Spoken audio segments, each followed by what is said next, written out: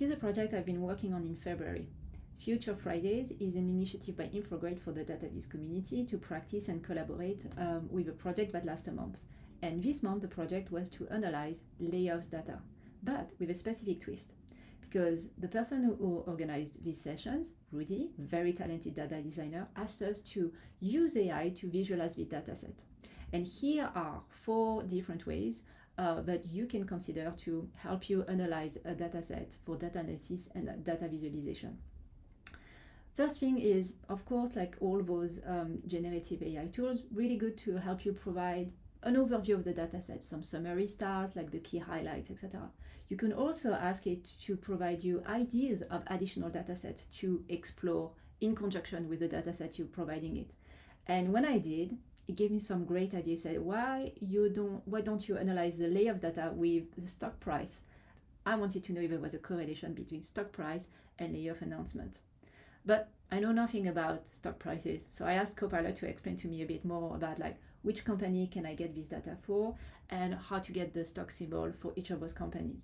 From there, I was expecting to have to scrape the data, so I asked Copilot, how can I do this? And it gave me a very simple solution with Google Sheets and Google Finance.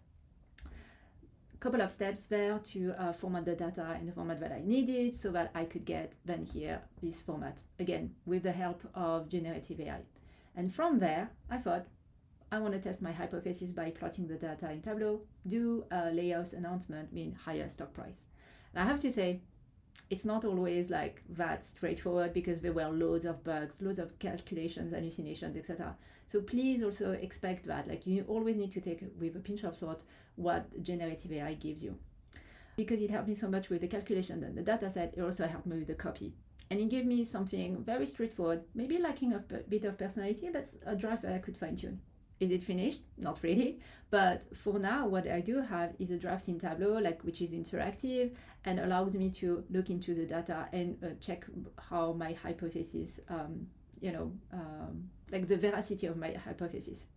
Now, my objective is to get it in different results, so that's for another video. But for now, a very quick summary of a couple of ideas to use AI. You can use AI to help you get ideas of questions to ask, get instructions on how to collect additional data sets, outline technical steps, whether it's in front web development or in Tableau, and also help you fine-tune, maybe spell check, or even help you draft your copy.